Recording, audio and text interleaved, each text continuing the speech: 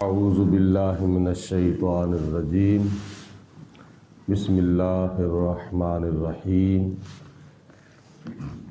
سورۃ ابراہیم کی آیت نمبر 35 اور اس کے بعد چند آیات بینات میں اللہ پاک نے حضرت ابراہیم علیہ السلام کی کچھ دعاؤں کا ذکر خیر فرمایا ہے۔ ان میں سے پہلی دعا یہ ہے، اللہ تعالیٰ ارشاد فرماتا ہے وَإِذْ قَالَ إِبْرَاهِيمُ، اور اس وقت کو یاد کرو جب حضرت ابراہیم علیہ السلام نے اللہ کی بارگاہ میں دعا کی، رب اجعل ھذا بلدا آمنا، کہ یا اللہ اس شہر مکہ کو امن والا شہر بنا دے۔ یہ ابراہیم علیہ السلام کی مانگی ہوئی دعا ہے، جس کا آج بھی کئی ہزار سال بعد مکہ المکرمہ میں اثر نظر آ رہا ہے۔ آگے عرض کی وَجْنُبْنِي وَبَنِيَّ أَن نَعْبُدَ الْأَصْنَامَ، یا اللہ مجھے بھی اور میری اولاد کو بھی بت پرستی سے محفوظ فرما۔ یہ ابراہیم علیہ السلام نے اللہ کی بارگاہ میں دعا کی، یا اللہ پاک مجھے بھی بت پرستی سے بچا اور میری اولاد کو بھی بت پرستی سے محفوظ فرما۔ اس لیے رب انہن اضللن کثیرا من الناس، یا اللہ ان بتوں نے بہت سے لوگوں کو گمراہ کر دیا ہے، یعنی بت پرستی کی وجہ سے بہت سے لوگ راہ راست سے بھٹک گئے اور صراط مستقیم سے پھسل گئے بت پرستی کی وجہ سے، کیونکہ یہ شرک ہے اور یہ کفر ہے۔ ومن عصانی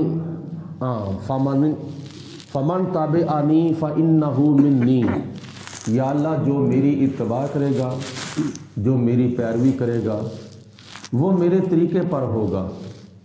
ومن عصانی، اور جو میری نافرمانی کرے گا، فإنک غفور رحیم، تو یا اللہ اس کا معاملہ تیرے سپرد ہے، تو اس کو چاہے ہدایت دے یا نہ دے۔ اگر تو اس کو ہدایت دے گا تو وہ مسلمان ہو جائے گا اور تیری بارگاہ میں معافی مانگے گا، اور تو اس کو معاف فرمانے والا ہے اور اس کے اوپر رحم کرنے والا ہے۔ اگر تو اس کو توفیق نہ دے تو وہ تیری طرف یعنی ہدایت کی طرف نہیں آئے گا، تو اس کا معاملہ تیرے سپرد ہے۔ ربنا انی اسکنت من ذریتی بواد غیر ذی زرع، یا اللہ میں اپنی اولاد میں سے کچھ اولاد اس وادی غیر ذی زرع کے اندر چھوڑ کے جا رہا ہوں، جس وادی کے اندر نہ کھیتی ہوتی ہے اور نہ کاشتکاری ہوتی ہے۔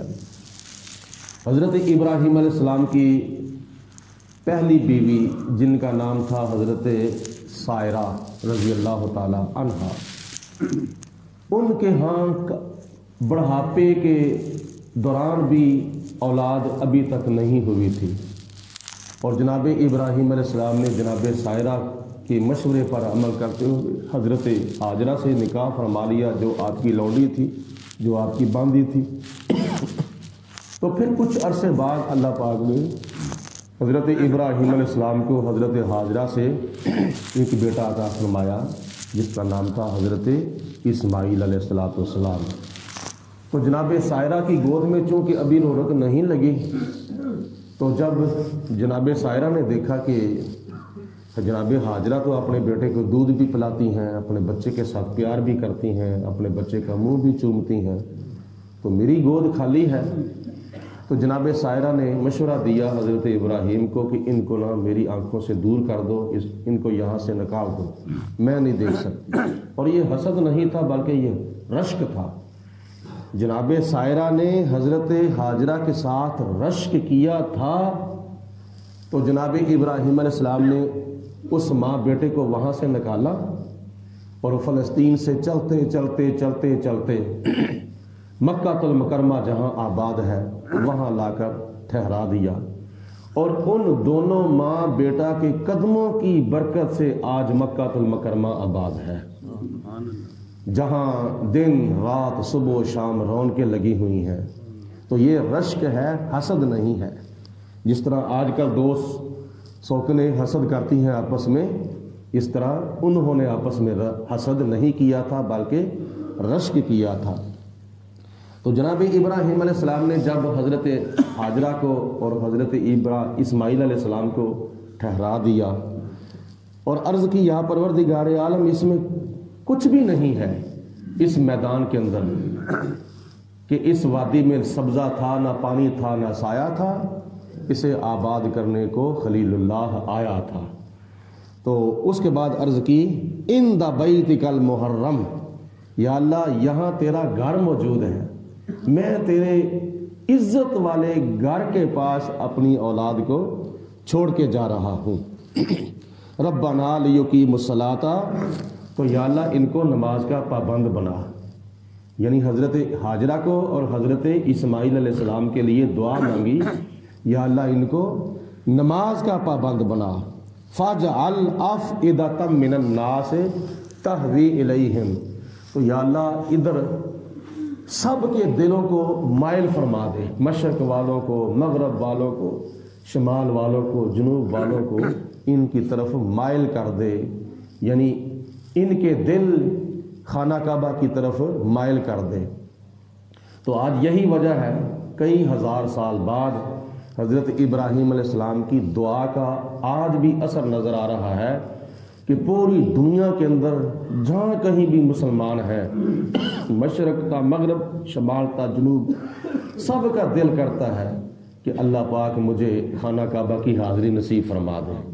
اللہ پاک سب کو حج بیت اللہ بھی نصیب فرمائے، عمرہ شریف بھی نصیب فرمائے، حرمین شریفین کی حاضری نصیب فرمائے۔ یہ میری بھی دعا ہے، تیری بھی دعا ہے۔ بلکہ کسی مسلمان سے تم یہ پوچھو گے کیا تیرا دل کرتا ہے خانہ کعبہ کے اندر حاضر ہونے کو، حج کرنے کو، عمرہ کرنے کو، تو کوئی بھی نہ نہیں کرے گا، سارے کہیں گے کہ یا اللہ مجھے بھی نصیب فرما، مجھے بھی نصیب فرما۔ یہ میرا دل بھی کھینچا جا رہا ہے، تیرا دل بھی کھینچا جا رہا ہے۔ اصل وجہ پہ پتہ کیا ہے؟ ہزاروں سال پہلے حضرت ابراہیم علیہ السلام نے دعا مانگی تھی، جو آج بھی اس کی قبولیت کا ظہور نظر آ رہا ہے۔ وَارْزُقْهُم مِّنَ الثَّمَرَاتِ لَعَلَّهُمْ يَشْكُرُونَ، تو یا اللہ ان کو پھلوں کا رزق بھی عطا فرما۔ حالانکہ خانہ کعبہ مکہ شریف کے اندر کھیتی باڑی نہیں ہوتی، کاشتکاری نہیں ہوتی، لیکن ملتا وہاں سب کچھ ہے۔ یہ بھی ابراہیم علیہ السلام کی مانگی ہوئی دعا کا اثر ہے، لَعَلَّهُمْ يَشْكُرُونَ، تاکہ یا اللہ یہ تیرا شکر ادا کرے۔ ربنا، اے ہمارے رب، انک تعلم ما نخفی وما نعلن، یا اللہ جو کچھ ہم چھپاتے ہیں تو اس کو بھی جانتا ہے، اور جو کچھ ہم ظاہر کرتے ہیں یا اللہ تو اس کو بھی جانتا ہے۔ یعنی جتنی باتیں ہمارے دلوں میں ہیں یا اللہ تو ان کو بھی جانتا ہے، اور جتنی باتیں ہماری زبانوں پر ہیں یا اللہ تو ان کو بھی جانتا ہے۔ وما یخفی علی اللہ من شیء فی الارض ولا فی السماء، اور زمین و آسمان کے اندر کوئی بھی چیز اللہ تعالیٰ کی ذات سے پوشیدہ نہیں ہے، سب کچھ خدا کی ذات بابرکات کے اوپر واضح ہے۔ الحمدللہ الذی وہب لی علی الکبر اسماعیل و اسحاق، تمام خوبیاں اس پروردگار عالم کے واسطے ہیں، اس رب کے لیے ہیں، اس اللہ کے لیے ہیں جس ذات نے مجھے بڑھاپے کے اندر حضرت اسماعیل بھی عطا فرمائے ہیں اور حضرت اسحاق بھی عطا فرمائے ہیں۔ یعنی حضرت ہاجرہ سے حضرت اسماعیل بڑھاپے میں عطا فرمائے، اور حضرت سائرہ سے حضرت اسحاق اللہ تعالیٰ نے ابراہیم علیہ السلام کو بڑھاپے میں عطا فرمائے۔ تو یہ اللہ پاک کا شکر ادا کیا جا رہا ہے۔ ان ربی لسمیع الدعاء، بے شک میرا رب ضرور بر ضرور دعاؤں کو سننے والا بھی ہے اور قبول فرمانے والا بھی ہے۔ رب اجعلنی مقیم الصلاۃ، یا اللہ مجھے بھی نماز کا پابند بنا دے۔ یہ دعا وہ دعا ہے جو ابراہیم علیہ السلام کے آج سے کئی ہزار سال پہلے مانگی ہوئی تھی، اور اس وقت سے لے کر آج تک یہ دعا لاکھوں نہیں، کروڑوں نہیں، بلکہ اربوں مسلمانوں کی زبان کے اوپر جاری اور ساری ہے، اور قیامت تک یہ دعا مانگی جاتی رہے گی۔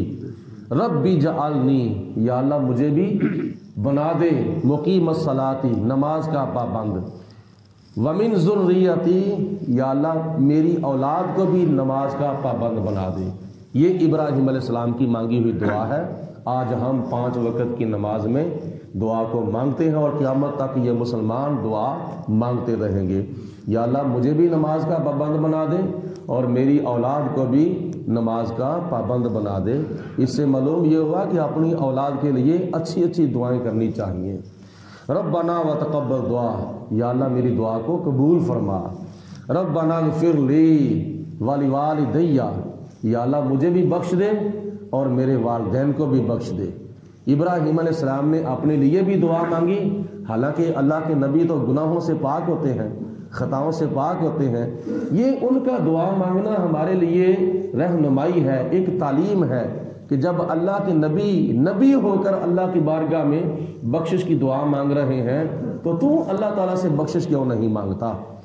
وَلِوَالِدَيَّ، تو یا اللہ میرے والدین کو بھی بخش دے۔ یہاں سے یہ معلوم ہوئی بات کہ ابراہیم علیہ السلام کے والدین کافر نہیں تھے، مشرک نہیں تھے۔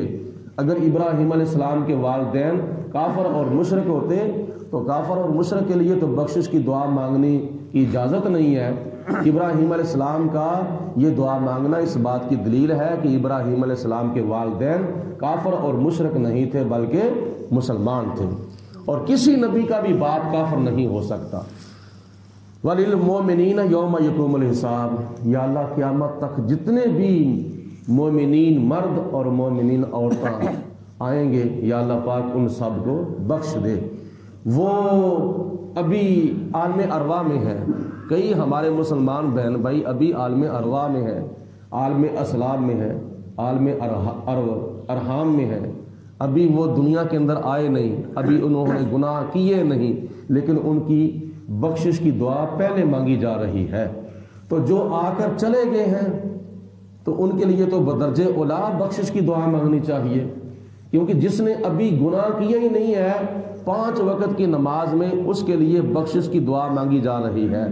تو جو آ کر چلے گئے ہیں خطائیں کر کے، گناہ کر کے، ان کے لیے بدرجہ اولا بخشش کی دعا مانگنی چاہیے، اور یہ ہمارا ایک فرض منصبی ہے اور ہمارا اخلاقی فریضہ ہے کہ اپنے لیے بھی بخشش کی دعا مانگی جائے اور اپنے دوسرے مسلمان بہن بھائیوں کے لیے بھی بخشش کی دعا مانگی جائے۔ اللہ پاک ہماری دعا، تمہاری دعا ایک دوسرے کے حق میں قبول و منظور فرمائے، اور ابراہیم علیہ السلام کی مانگی ہوئی دعا کے مطابق اللہ پاک ہمیں 5 وقت کی نماز پابندی سے ادا کرنے کی توفیق عطا فرمائے۔ وآخر الدعوانا ان الحمد للہ رب العالمین۔